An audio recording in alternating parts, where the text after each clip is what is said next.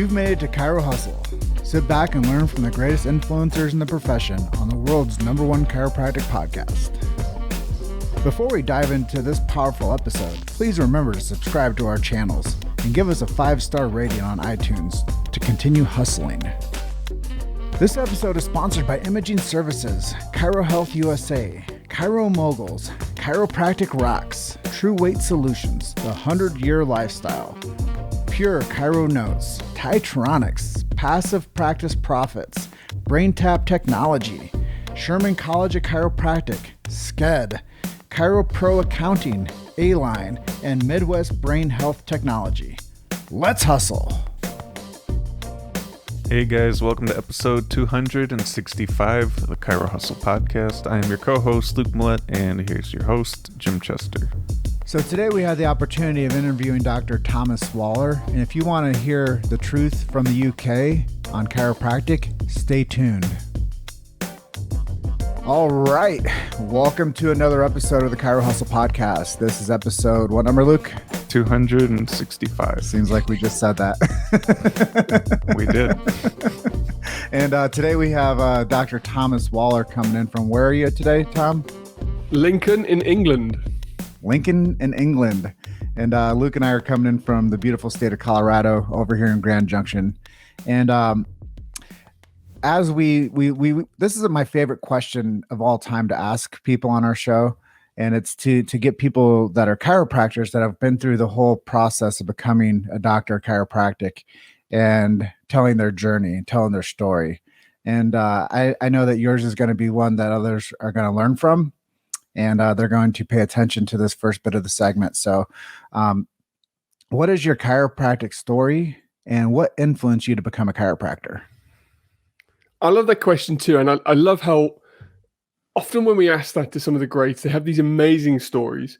And I suppose mine just developed over time. The reason I'm a chiropractor is because my mum said, wouldn't it be a good idea to be a chiropractor?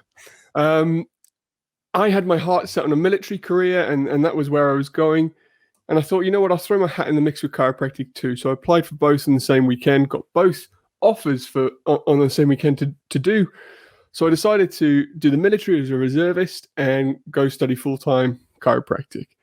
So I kind of fell into it, and the way it developed from there was kind of through trial and boredom, if I'm honest. You know, I was that typical chiropractic student, very mechanical, didn't really think very left field, came out of university, went to work, and I got really bored in my first year of practice. And the boredom led me, as I normally do, to rebel slightly, to ask questions and to search. And what came out of that was a beautiful understanding of chiropractic, wonderful relationships with people in the profession, and moving into where I am today, and, you know, having a practice that I would consider stands for chiropractic.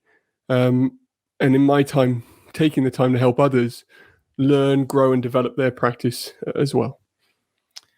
So let me ask you, like, your mom's influence on you. Why did she think that chiropractic would be a good path for you? Because she'd had benefit from the chiropractor for ailments herself. I went to a chiropractor when I was a kid. And, the funny thing is, all I remember from going to the chiropractor as a kid was I always had an appointment on the way to school, and the chiropractor would always mess up my hair before school. That's all I remember, is having to redo my hair in the car before I went into school. But I suppose the seed was planted, and they say chiropractic finds you, and it certainly found me, maybe in a convoluted way. But I'd say I'm one of the most passionate proponents of the profession nowadays. And I know that earlier we were chatting, and you were mentioning to me that you have been doing some coaching. Yeah. Yeah. And how is that helping develop your career? Well, I suppose if you're asking how it's helping develop my career, is the coach teaches what they have to learn, and it makes me a more rounded person. It helps me find my blind spots when I'm helping others find theirs. The way I coach is I'm not a teacher. I'm not telling people how to do things. I'm helping them explore and discover how they want to do it. And, if they stick to that, and like we spoke about before the show, is with a level of integrity, then they'll be able to achieve whatever it is that they want to achieve. So it helps me grow on a daily basis. The beautiful thing is with sharing that, it helps others grow. And if we can all stick with a little bit more integrity, then, what we can all achieve is extraordinary. Well said. Well said. So what would be some advice you'd give to someone to get more new patients? Integrity. So it's really funny. So when you look at people trying to bring new patients in, I sometimes find it's very easy to go out and grab new patients. And that can fill your practice, but it can also fall out the back of your practice. And I think if we want to really create rich, sustainable, fantastic practices that are at the cornerstone of communities, which is really how we build a practice, is build a community, is to start all the way back with yourself and being as authentic as you can. Whenever we've had a really bad sales experience, it's not the sale experience that was the bad thing. It was the mismatch between the sale experience and the service experience. We got sold this by someone, and then the service came in very different to the sale. So my advice to get more new patients is to start to market yourself. Start to stand for something that you believe in and that you want to achieve. Market and create that sort of social proof first, and then there is the ability to lead a sale. So what I work with people and I teach authentic marketing, which leads to a logical sale. So if people want to get more new patients, they have to show up in the marketplaces themselves, create community, lead with the benefits that they can create for others, and then the sale becomes logical at the end of that. So you said community a couple times. What's your favorite way to create community? Workshops, events, or what are you speaking on? So I've done a lot on radio, which has built our community here. So I have a couple of wellbeing columns on local radio. Facebook, we put out daily posts on our practice Facebook page. We have every Wednesday wisdom email go out to our list, to our group, and we put pre-COVID events on in-house, and nowadays webinars. And it's really giving that creates the community, as opposed to trying to pull people in, is what I would say. Yeah, I think that's really good advice to people. And I think, consistency is what you've said in a roundabout way, is you stay super consistent with your messaging and your connection. It's so true. And people said, I put this campaign on, or I set this event and it didn't work. I said, well, what had you done for months before that? You plant a seed in the ground, you don't expect the tree to come out the next day. Consistency of action is so important. And that authentic consistency is true, because people will see through that if it's not. And it's kind of like in chemistry. There's such thing called titration. And when you drop so much clear liquid into another clear liquid, and it becomes a chemical response, the titration changes color. Mm. And that's chemistry. But it's also the chemistry of life. And it's also the chemistry of marketing, the chemistry of connection, the chemistry of consistency. And if people just followed a simple strategy of being more consistent with their messaging and their programming and their connection, they would see that the color would change eventually. Yeah, and people are expecting such quick results these days.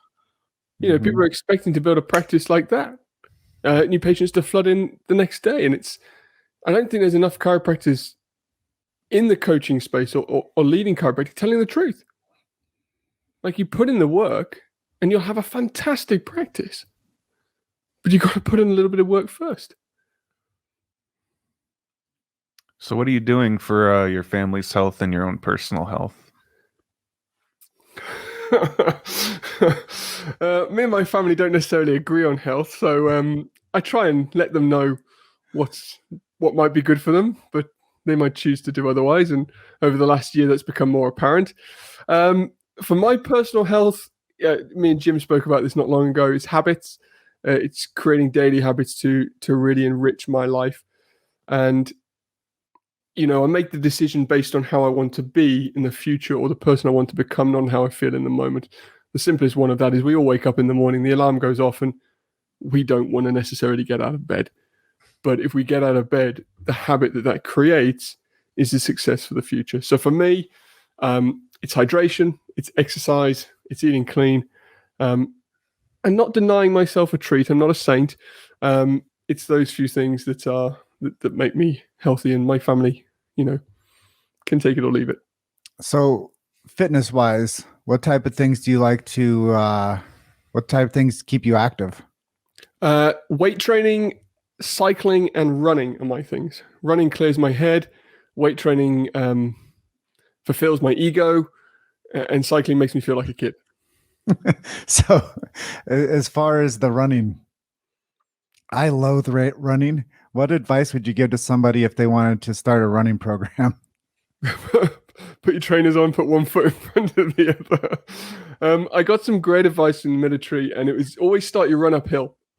Always start your run uphill, because that will regulate your breathing quickly. And then the run just becomes easier. Hey, that's good advice. I'll use that, because one of my things is to start a running program. And as I was mentioning to you earlier, I like cycling, I like hiking, I like weight training, but running's the missing component. Yeah, and it's just, each to their own, and your knees start to feel it after a while, but it's just the freedom, the nature, clear of thought. That's what I enjoy. Perfect. So you mentioned that you've kind of pivoted into distance workshops. How are you finding like distance workshops working for you in your office right now? They're working well. They don't work as well as in-house. But they work well. It's a really interesting experience. For instance, I'm speaking at the Barcelona conference tomorrow, but it's obviously all virtual, and I pre-recorded that one. And that's just me in front of a camera, and there's no audience feedback. And if you've ever done, I've done a lot of live speaking, that's my thing. You're used to that audience feedback. Whereas when you're doing the webinars and online, it's a little bit more difficult. However, it really does come around the same sort of themes. And again, like you said, it's consistency. You put on the first workshop and people might not show. You put on the second one, you might have a few people there. But if people start to understand that every Thursday or every other Thursday there's something going on, you'll start to get the people come through, and it will work. And I just wanted to turn the page back a little bit. And Luke and I first met you, I believe it was in the summer of 2016. Wow. And the first day I met you, I was immediately inspired that I knew that you'd be somebody that was going to have a major impact and influence on the future of chiropractic. And you just had this this mentality of power. And I just wanted to acknowledge you for that first meeting that we had, that we didn't know what would happen. What is it? 16, 17, 18, 19, 20, 21, 5 years later, that we would be featuring you on our podcast and talking to you about what you're doing for practice growth and where you are today. So I think it was very fortuitous that we had a chance to have that first connection. But here we are today, both leading the way, you in the UK, us over here stateside. And it's really interesting to see how we've both planted the seeds and what kind of trees we see growing today. And I completely agree. And, I would say exactly the same. The integrity I saw when I first met you was interesting. And the buzz was around the room, like, who's this Jim Chester guy who's come over to his conference? And he's like, I'm doing this. And you've done it. Like, you proved it. Like we were having the conversation not long ago, like, just show me in your actions. And you proved it. Yeah, I think, a lot of times people, they have dreams, and dreams die fast. But if you have a vision, that's where you can cast it, and that's where it goes. And the dream's daily. That's the beautiful thing about life, is each day you can create new dreams. And if you work hard enough, you can sleep well too. That's true.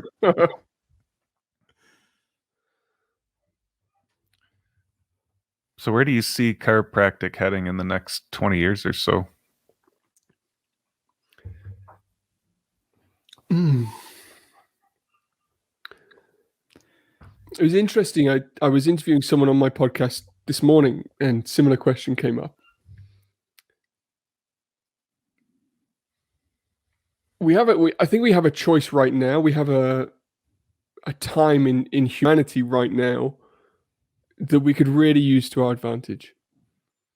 And what we discussed on the show was the difference between acting on emotion and acting on thought, acting on emotion or acting on logic.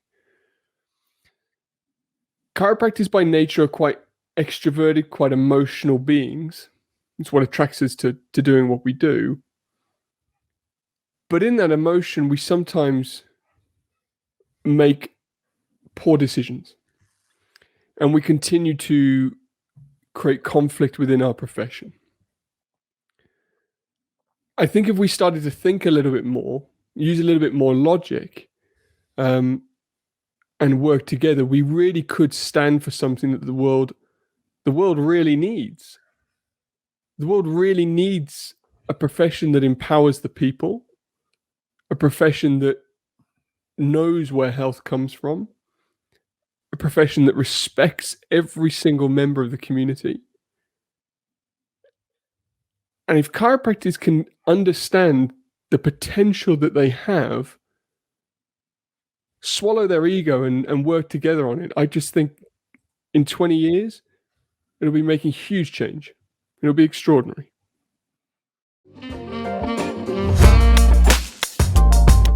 You've made it to Chiro Hustle. Sit back and learn from the greatest influencers in the profession on the world's #1 chiropractic podcast. This episode is sponsored by Imaging Services, Chiro Health USA, Chiro Moguls, Chiropractic Rocks, True Weight Solutions, The 100-Year Lifestyle, Pure Chiro Notes, Titronics, Passive Practice Profits, BrainTap Technology, Sherman College of Chiropractic, SCED, ChiroPro Accounting, A-Line, and Midwest Brain Health Technology. Let's hustle.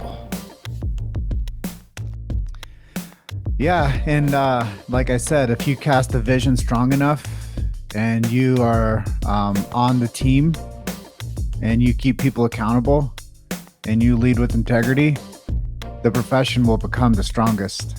And I think, each person matters and each career matters and each adjustment matters. And if you allow people to be a part of a greater cause and a better future, everybody wants to be on that team,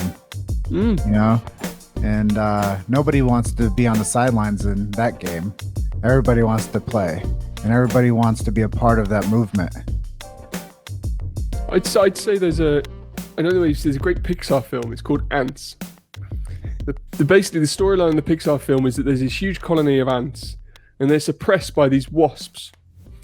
And these wasps are much bigger and much more brutal than these ants. And the ants, as tiny as they are, they far outnumber the wasps, but they don't realize it yet. But as soon as they realize it and they come together and they work together, they're able to use their sheer number to overcome these bullies and these wasps. And I think the same is true in chiropractic. We see ourselves as a small profession, but we're not. Because we're the leaders of big communities. We're the leaders of well-being within families, within our cities, within our communities. And if we can inspire not just ourselves and our practices, but the people that we serve, we are huge numbers. And that's what can create change. I used to sit on the board here in the UK for one of the national associations. And as much as I've sat on boards, change doesn't really happen at the top.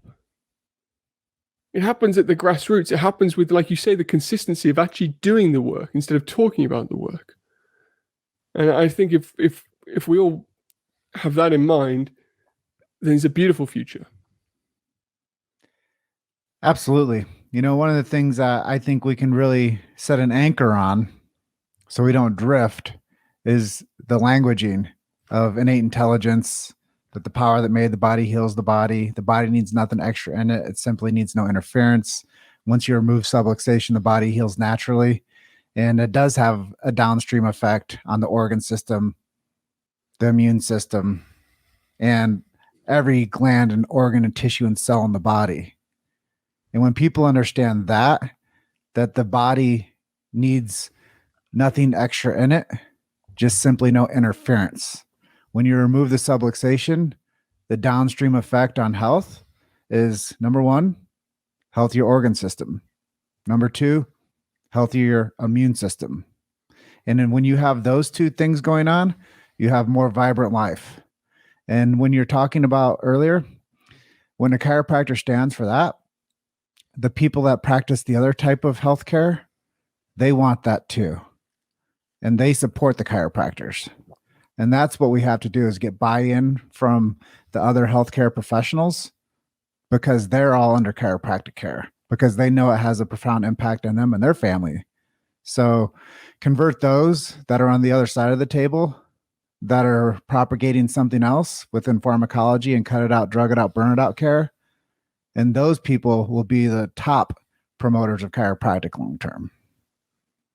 I agree. A practice I used to work in down south, I used to have the consultants from the pain clinic, as come in and see me for chiropractic, because they'd rather have what I did than what they would do to other people. And I think, like I said, now is a time for change, because people are going to have to make a choice of which side of the fence they stand on. And, if we are serving those people and showing them the light, then, it's extraordinary. And if a chiropractor has a profound influence on the nervous system, which has a profound influence on the immune system, who wouldn't want that? 100%. And right now, in this this political world crisis that we're in, of confusion for what health really is, I don't know anybody that takes more drugs or has more surgeries that has a better quality of life. And I know a lot of people that practice a healthy chiropractic lifestyle that are thriving. So that's the truth of the matter, is when people do practice healthy routines and practice a chiropractic philosophy for them and their family and their communities, that's really what people are looking for. They just don't know where to go or who to trust. Yeah, and it pins right back to the foundations of our philosophy, and it being deductive. Like, we have an understanding about the world, which is that there is an intelligence in life that maintains all actions and properties in existence. It's a philosophy, science, and art of things natural. That's where chiropractic is. So if we understand that the world works in our favor and that the body's aim is towards health, with that simple understanding, we can then, in situations and times like now, take confidence in that. The confidence allows us to remove the fear. And the fear is one of the biggest things that's making people sick. And if you're in that inductive sort of normal medical approach, then you are going to be very fearful, because you're saying 1 + 1 = whatever they choose it to be, because they're changing the narrative. Whereas if you simply understand the concept of chiropractic, the intelligence that the body has and the ability to have to heal, and that the normal state is to strive for health, then you can sit really confident in a world that's full of fear. And I, on the other hand of this, really appreciate being a journalistic front, because I can say a lot of things that a lot of chiropractors might not feel comfortable saying right now, just because of the way that the boards and the regulatory agencies look after chiropractors right now. Mm-hmm. I can be a megaphone with my messaging, and hopefully they are paying attention. So I urge them to pay attention to what Chiro Hustle is doing and how we position ourselves within the chiropractic truth, because we are, that's what we stand for. We protect free speech in chiropractic. And that's why we started this show when we started it, because there were some tenets that needed to be established, and that was protecting free speech in chiropractic. And when I came over and met you, I went and spoke at the AECC college, and I was urged not to say innate intelligence, and I was urged not to say universal intelligence or subluxation. And I said, when I got up on there to the podium, I said, well, I've been asked not to talk about innate intelligence, universal intelligence, or subluxation, so I'm glad I got that out of the way. So basically, you just said 3 cuss words and made everybody's ears bleed at ATC. And guess what? They haven't asked me back. Yeah. So who have been some of your heroes on this chiropractic journey of yours? I'd say there's two people that have really stuck out in terms of my journey. Jim Sigafus would be one of those. the pleasure to see him when he came to London and speak to him. He taught me how to toggle an atlas, which was unbelievable. Something that they didn't teach us at college, believe it or not. And Les Brown, listening to Les Brown tapes. And I think the one thing that Les Brown said that really helped me get going at the start was he said, you don't have to be great to get started, but you've got to get started to be great. Amen. Which I'm sure was what you guys absolutely have, epitomized with your show to create what you've created today. We've had Les on the show. Have you? Yeah. He's a great guy, isn't he? Yeah, he's one of my heroes too. Absolutely. Yeah, listening to Les, do his Georgia Dome talk where he's talking about taking over the radio station. Yeah, I love that. This is Baby Brown's boys coming back. I love it. Yeah, it was just an epic connection when you can meet a world changer like that. And we didn't get the pleasure of meeting Sigafus. I didn't ever get the pleasure of meeting many of the legends. Jim Parker. Wish I would have had a chance to meet him. Reggie Gold, didn't get a chance to meet him. But I think what's interesting about that is they stood for something so strong and they had such a powerful impact with their time that it's left you wishing that you'd seen them. And you've, without actually directly meeting them, you've been influenced indirectly by them, which is legacy. Yeah, and guys like Sid Williams, man, I could just imagine what it would be like to sit, knee to knee with some of these guys that we just mentioned their names, and to just have the opportunity to have 2 minutes with them. And I know that the greats before us create the greats after them. So we will continue carrying the torch for the profession. And one of the questions you asked me early on when you interviewed me for your show was, why did I dedicate my life to chiropractic? And the truth was, I didn't tell you, was I did some soul searching and I looked for truth around the world. And the one thing that I believed in 100% was chiropractic. So that's why I dedicated my existence to saying this is something I'm going to support with my education and with my enthusiasm, because people need the truth of something that can help them. And I was really dismayed by the medical arena at 30 years old. And I was like, I don't believe in any of this stuff. Like, why don't people just eat well and keep a healthy body? Like, isn't that enough? Why do people need medicine? Like, crisis care, sure. But for longevity and for quality of life, chiropractic. First, second, third, 10th, 20th, 50th. Like, chiropractic first, all day, every day. So that's why when I first became influenced into the chiropractic world, that's why I do what I do today, because I believe everybody should have the opportunity to get checked for vertebral subluxation and adjusted regularly from cradle to grave.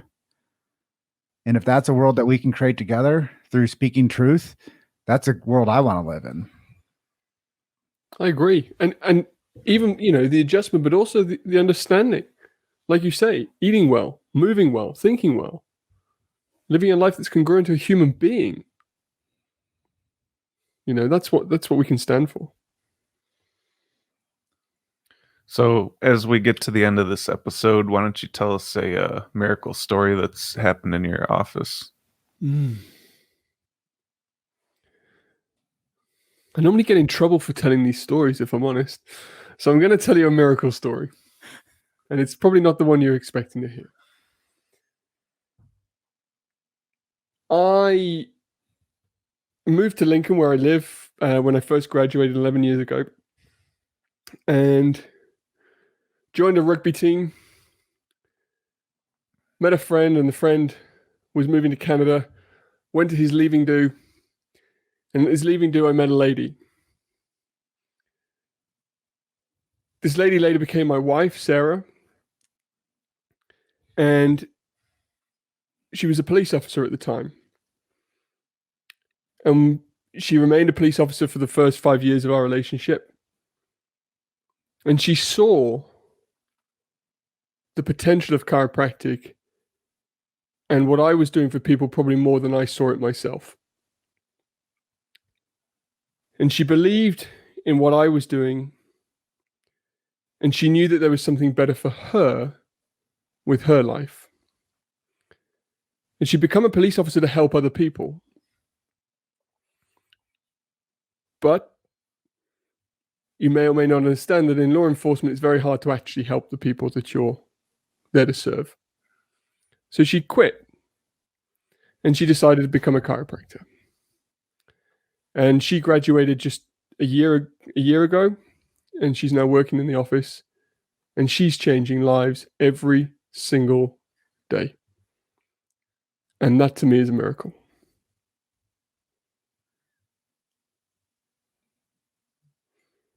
Very profound. And I think that that's the truth of the matter for so many people is you just have to give yourself permission to do what you're best at. And if it's serving people, serve people in the capacity that's best for you. And do it with integrity and do it within a system that you have buy-in to and be recognized for that. And I think that that's something to be said, whether you're a filmmaker, whether you're a journalist, whatever hat you wear, do something to make an impact that you believe in. And if it's something that you've signed up for that you quit believing in, sign up for something new. Yeah. The worst travesty is to live a life that isn't yours. So true. And like we said on the show we did earlier, today is not repeated tomorrow. Make something of it. Give yourself permission to be great. Thank you. I do. So what are some of your websites where people can look you up online? So the easiest one is probably drtomwaller.com, drtomwaller.com. Inspiredyou.uk, inspiredyou.uk. That's our coaching website. And then Instagram, Dr. Tom Waller is probably the easiest place to find me. Well, Dr. Tom, we want to thank you for being a guest on our show today. I know that we're going to open the eyes, the ears, and the hearts of many people. And it might be a truth that they don't want to hear, but it's a truth that they will hear. And it's going to be our perception of what reality is for them from our lens. So it's full of integrity and full of truth. And it's a show that I really feel near and dear to my heart because we got a chance to connect two sides of the globe together for one mission, and that's to promote the beautiful profession of chiropractic. Thank you very much to both of you. Luke and Jim, you do a great job, and you really are changing the world. Thank you. Well, have a great rest of your day, and tell Sarah hello for us. We will do. Take care. All right. See you. Nice seeing you. Bye. Thanks for listening to Chiro Hustle. Don't forget to subscribe and check back next week to continue hustling.